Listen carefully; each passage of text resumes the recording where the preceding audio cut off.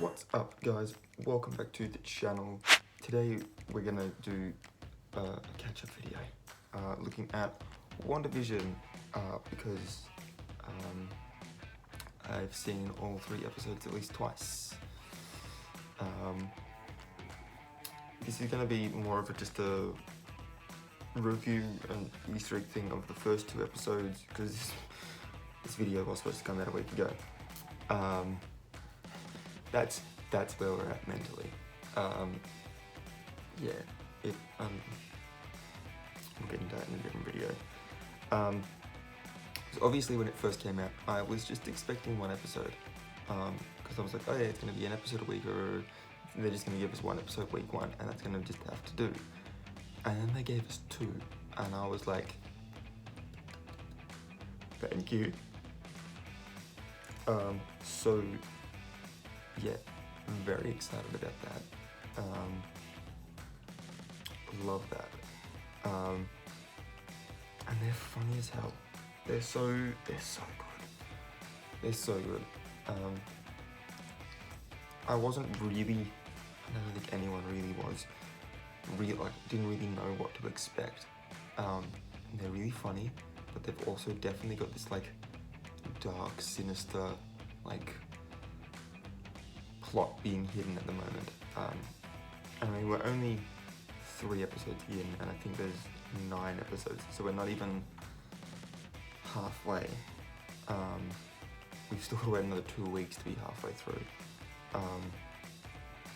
But yeah, I don't know, I'm thoroughly enjoying it. Alright, let's talk some Easter eggs, because I can't really give a full review until the entire season's out.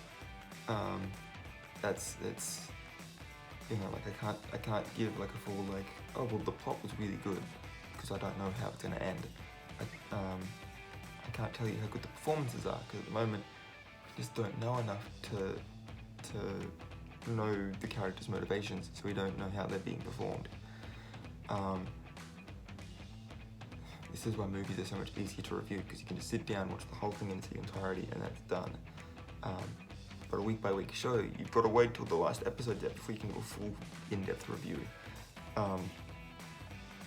Anyway, the Marvel fanfare at the beginning of the episodes has been updated to include shots from Black Panther, from Infinity War, from Endgame.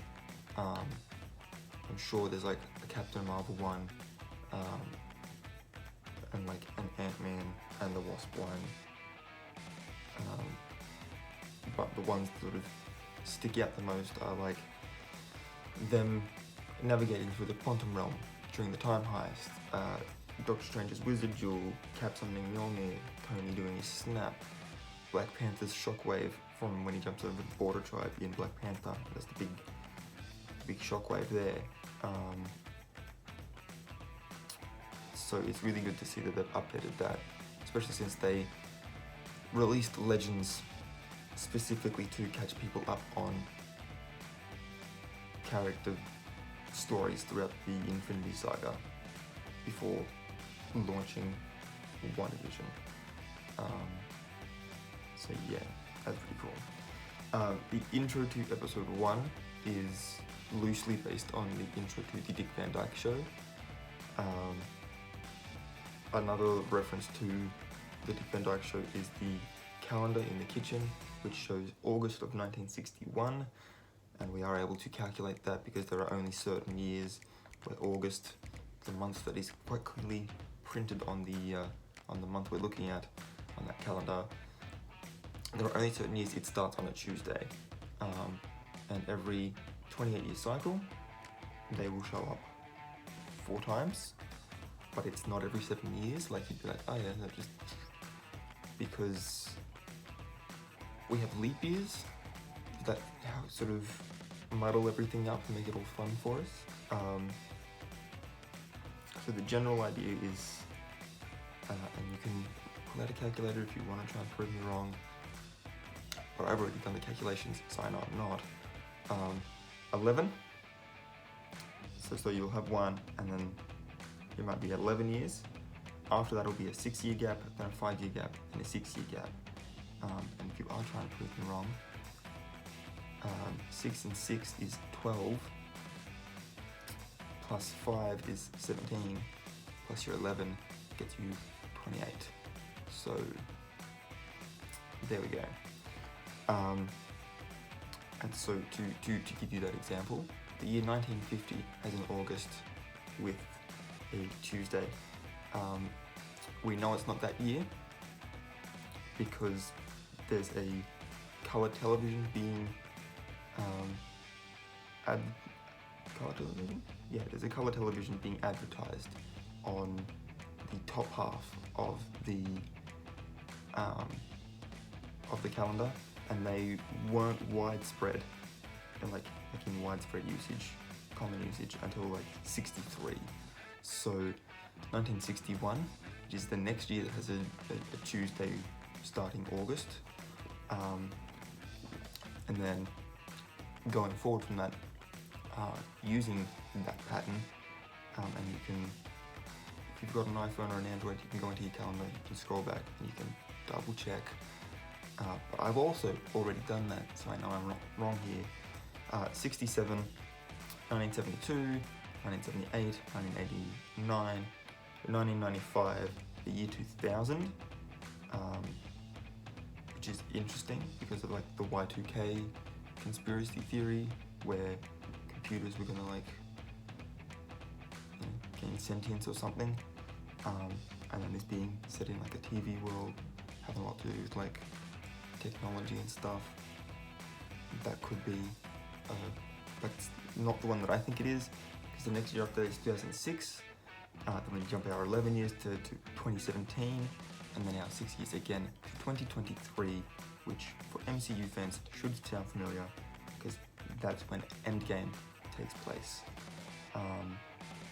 Meaning that this is likely, if we assume that the big battle in Endgame took place in early to mid 2023, this could be taking place sort of almost immediately after, being in August of 2023, and it's just that because she's in her little sitcom reality, and this is a early 60s sitcom, it's just taken the early 60s year of 61. So that's where this episode is set. There is an area code on the little for sale sign at the front of their house during that intro. This is one of many references to the most likely place that this is happening. The area code is 732, which is for New Jersey, which is where Camp Lehigh is, which is the place where Captain America was trained. The reason I think that that has some relevance is because Wanda was on Team Cap. Not only at the beginning of Civil War, where she was literally on the Avengers team with him, but also then joined his team as far as the Accords were concerned. And then it was Cap and the Secret Avengers that came to her and Vision's rescue in Scotland. So she would definitely, that, and as Cap points out in Age of Ultron, they have the similar backstory of letting a German scientist experiment on them so that they could protect their country. So there's definitely that like familiarity with Cap. That end, the next show coming out is literally a Captain America Legacy show, so we're getting some references here to Cap. The opening line that Wanda herself says refers to Vision's indestructible head, flashing back to how his body died by having his head caved in by Big Daddy Thanos' fingers. We then get introduced to Catherine Hahn's character Agnes, the most likely character that has been theorized that this Agnes really is Agatha Harkness, and like Agnes is just taking the Ag from Agatha and the Ness from Harkness and sort of slamming them together to give us this name, which from future, like from some other ones in this, like other Easter eggs in this list, is likely. She does mention that her anniversary is June 2nd, which is a significant date because in 1692 rather, June 2nd was when the first official like guilty verdict that started off the Salem witch trials was handed down. June 2nd, 1692 was when the first witch was like, you know, condemned to being burnt on a stake. The song that Vision is, not Vision, he's like workmate, I can't remember his workmate's name, but the song that's being played over the radio is the Coasters' Yakety Yak, which came out in 58, again therefore meaning that this couldn't have been 1950.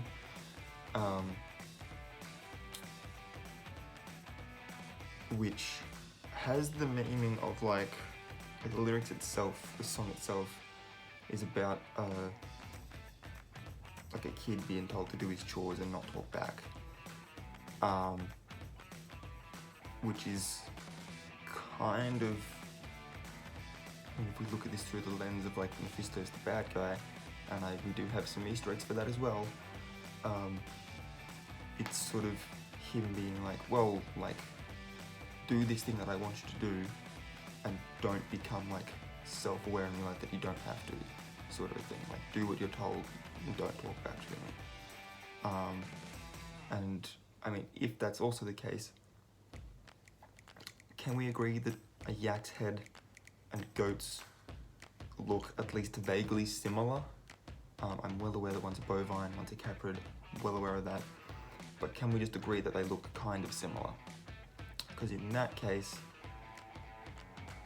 it could also be referring to the goat-headed Baphomet, which is one of the images of Satan. And since Mephisto is like this devil character, and Mephistopheles is another name for Satan himself in mythology, that could also be a thing. And then the line, yakety yak, don't talk back, could actually be like, as if you were reading it on like a script where, you know, yakety yak's the character and don't talk back is his line. Which means that while it's playing over the radio, and then when Vision later on sings it to distract Mrs. Hart, it could be sort of like the devil's influence over these characters, which is kind of interesting. These episodes all have these brilliant little ad pieces in the middle of them. The first one is for a Stark's Industries toaster, which makes a repulsor blast charging sound, a little that was a really bad sound effect, forgive me. But it makes that like charging up sound when the toast gets put down. And then it also gives us our first flash of colour with the little light beeping red. And the beeping sort of speeds up until the end of the ad. Agnes refers to her dinner menu being able to be done in a snap, which, like, a snap's what dusted her, a snap's what brought her back, and then a snap's what got rid of her, you know, husband's murderer, who she's, you know, resurrected for this little sitcom, which is very interesting. The wine bottle. I know everyone's pointed out that Maison de Mépris could be referencing House of M. What no one has talked about, however, is how, let me see if I still have this, please tell me I still have this open somewhere. No, apparently I do not. So it stands for, in French, it stands for House of Contempt.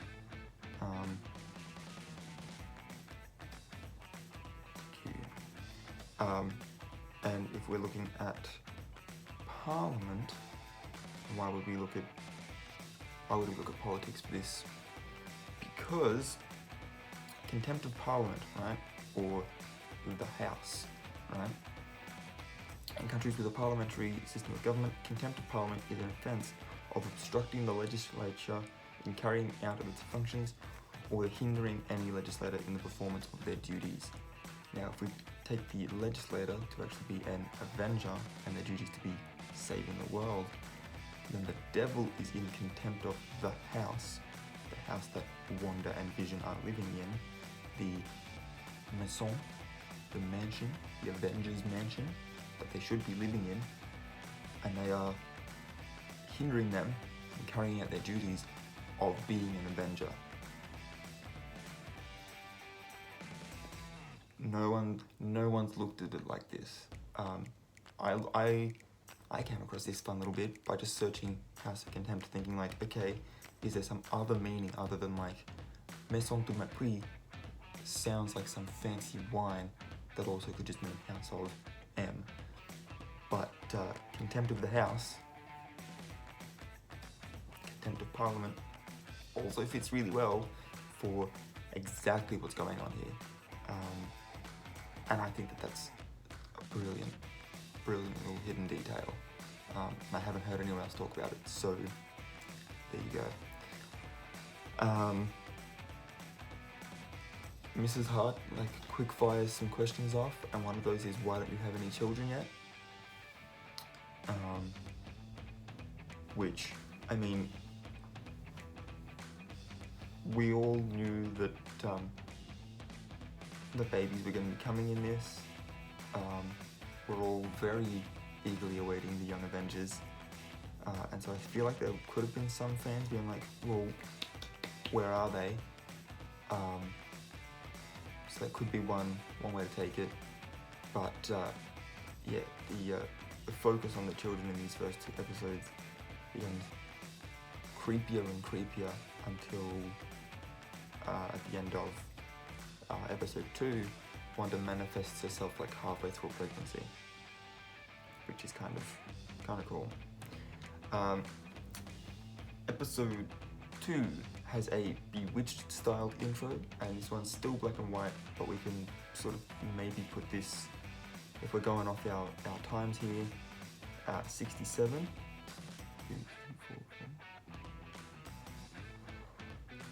Ooh, hold on. Sorry, I'm just looking back at the numbers of years that each one of these could take place in. 61, 67, 72, 78, 89, 95, 2000, 2006, 2017.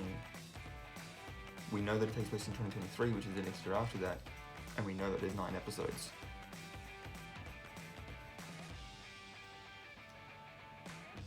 Interesting. I'm going to be keeping my eye on that, because we can probably assume that episode 3 was about a 72. So that means the second episode might have been 67, and then that means that the transition to colour at the end is like a commentary on the real world of towards the end of the 60s, colour television became more prominent. Interesting. I'm gonna keep my eye on that. That, if I'm not onto something there. Okay. If I'm not onto something there, then I don't know. I think I am, but anyway. So there's a Bewitched style intro, but during the bit where Vision's phasing through the wall to have his shower, phasing through the wall and being dressed, and then phasing through the floor to then grab his suitcase and head off to work. As he phases through the floor, you can see the Grim Reaper's helmet. Now, the Grim Reaper is a character from the comics. He is brother to Simon Williams, Wonder Man, who in the comics is the character whose brain pattern Vision is based off of. Now, I don't know how this is going to affect the MCU. I don't know if that means that the Grim Reaper is going to show up. I would love for him to. I would love for that to be after we get Vision back though, because I feel like the way they could tie this in as far as the narrative's concerned is to do the whole we get Wonder Man, he, volunteers his brainwaves to bring Vision back, and sort of replace whatever is missing since the Mind Stone's gone. Because we know that Shuri downloaded at least sizable amount of him onto her data bank, and then just applying that to this person's brainwaves, putting it back into a rebuilt body, because his body was there in Wakanda, they have vibranium, that's what he was made of, so theoretically they could repair him there, and then just putting whatever's part of that Vision consciousness in and applying Simon Williams' brainwaves to it to complete it, bring him back, could be kind of cool. And then during whatever film that takes part in, if Wonder Man then sacrifices himself to save the other characters that he's like fighting a bad guy with, you could then lead to the actual storyline of the Grim Reaper trying to avenge his brother, who would eventually come back, maybe in that same film, as the full Wonder Man that we currently have, where he's made up of ionic energy, which would be really cool, because I'm pretty sure they've already, technically speaking, cast Wonder Man as Nathan Fillion, which would be really cool to see. That's just me, but the helmet is there. You can go and find that helmet. The stage names that Wanda and Vision give themselves, Illusion and Glamour, are references to Ilya and Glynis Zarkov, who, wouldn't you know it, in the comics live in Leonia, New Jersey. In the comics, they are exactly the same as Wanda and Vision are. They have powers, they are magicians, they do exactly what the main event of this second episode is. They perform stage magic using their real magic like Vision does, but making it look like smoke and mirrors tricks like Wanda then does. So when Vision starts to float up, Wanda makes the rope and pulley. When he makes the hat phase through himself, Wanda reveals the mirrors, and that's exactly what Ilya and Glynis Zarkov do. Wanda and Vision then eventually move into the neighborhood, but being known Avengers, the residents, that's the word we're looking for, the residents start to attack them, and fearing that, if they're going to attack Wanda and Vision, but they might start attacking themselves, Ilya and Glynis sort of protect them from the residents. So the names here, Illusion and Glamour, are a nice little reference to that particular comic book.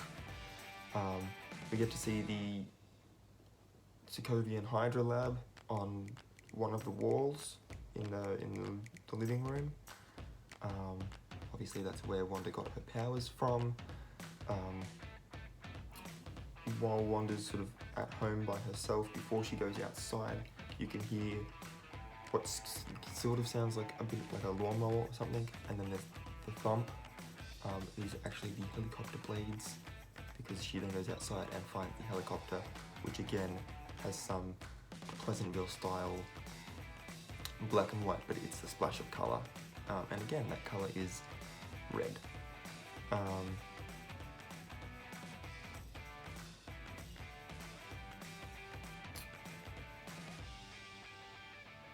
There's a whole bit in here in reference to a Twilight Zone episode called It's a Good Life, where essentially it's what we assume this little bubble to be. in the Twilight Zone episode, it's a little boy who's like mind controlling these people in a town, and at the end he sort of like banishes like the bad man. Whereas in this, it's that boy is like Wanda, or maybe Mephisto or Agnes. Honestly, there's a lot of options for who the little boy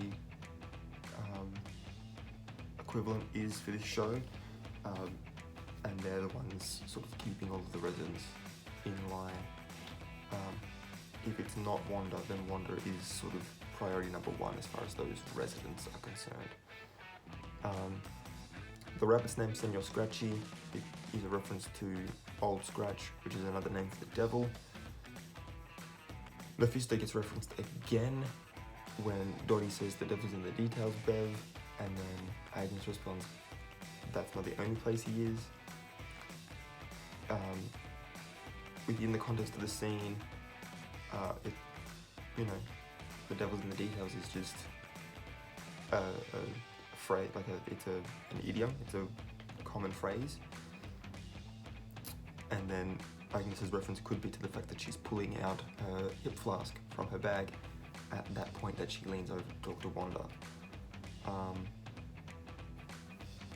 So it could be just sort of like shrugged off as like, cool, that was a line of dialogue. But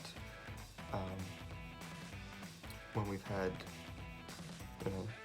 all these other references to the devil so far, it definitely seems like Mephisto's going to show up. Also, Agnes has a husband named Ralph.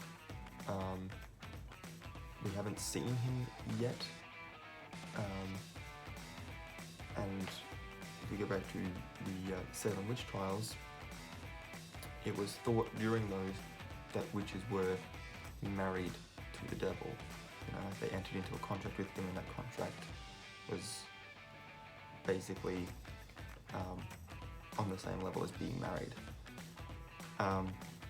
We then get our first appearance from Teyonah Parris's Monica Rambeau. She introduces herself as Geraldine, and you can see during this particular part that she quickly sort of makes up a name. I don't know why she didn't just go with Monica, because just as far as I'm aware, Scarlet Witch has not met Monica before. So, yeah. During the neighborhood watch meetings, one of the guys references Hackensack, which is another town in New Jersey, again putting us squarely in the vicinity of Captain America's old training grounds. The gum that Vision chews and then sort of swallows accidentally is called Big Red. Big Red could be referring to the devil.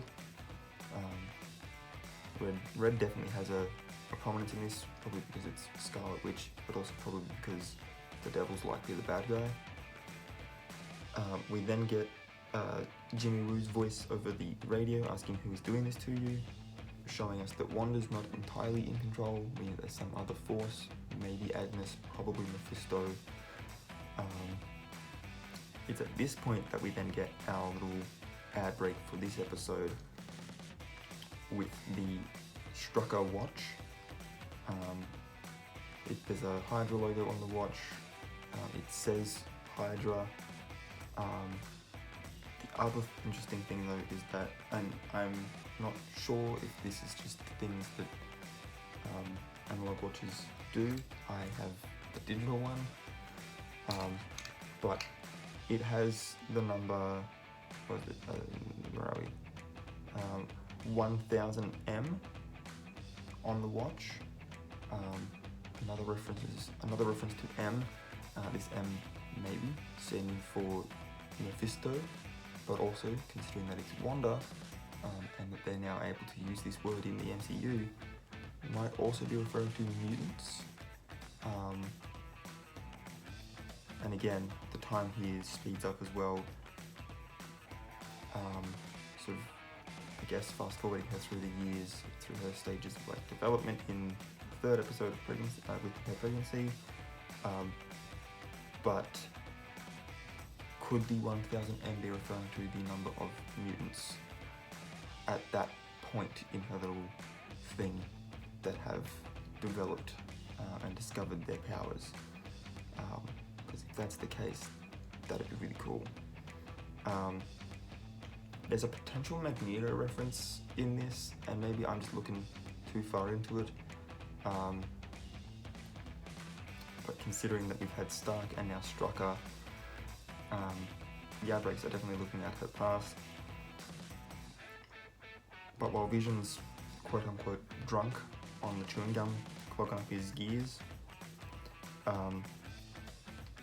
he does a spoonerism with Cabinet of Mysteries, whereby he basically just sort of flips the starting letters, which is what spoonerism is, and then you sort of find the nearest sort of words that kind of fit. I don't know if Christries is actually a word, we'd have to look that up, but he does say Magnet of Christries.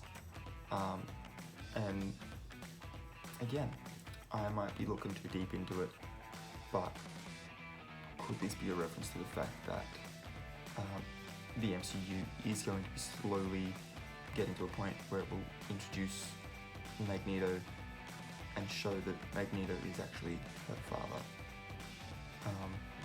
making that like the comic accurate relationship between those two characters.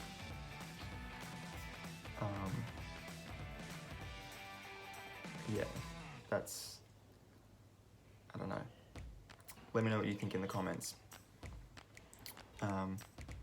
We then get sort of like the last one for this episode is the Beekeeper has a sword logo on his on like his shirt. Wanda then says no and rewinds, showing her saying no and manipulating at least her reality, which kind of speaks to the House of M, where she says no more mutants and manipulates reality there.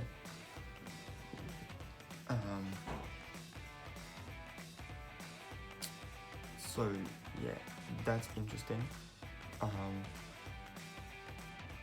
The Beekeeper, I think, could potentially, maybe, if we, again, dig a little too deep, could be Mephisto trying to come to, like, speed up the process of her, like, having children so he can siphon off her chaos magic.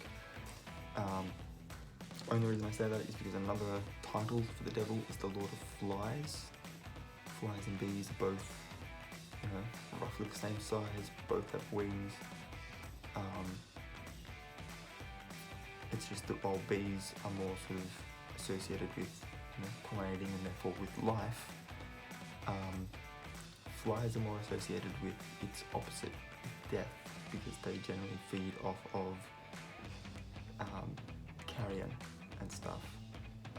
So maybe, again, let me know what you think of that in the comments below. And the hexagonal wipes sort of feed into this, so you get hexagons at the end of the episodes. Beginning of episode 2 has the 6 stars making a hexagon around the moon, which could sort of suggest this like hive mentality where Wanda's the queen bee, sort of controlling all of these drones.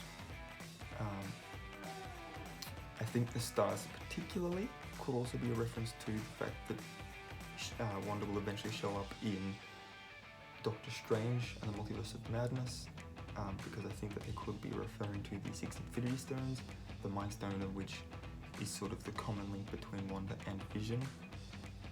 It gave Wanda her powers, it gave Vision his life. And the reason I think that it sort of connects, because time is obviously a big factor in the show as well. Doctor Strange had the Time Stone, and before he gave it to Thanos, he disguised it as a star. So I'm just saying. Also the fact that stars like in space, these were like magic space gems. She now has magic. We were seeing a night sky.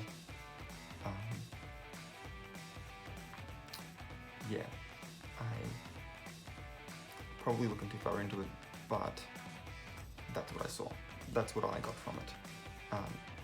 And that's it. That's all I've got for the first two episodes. If you enjoyed this video, please give it a thumbs up.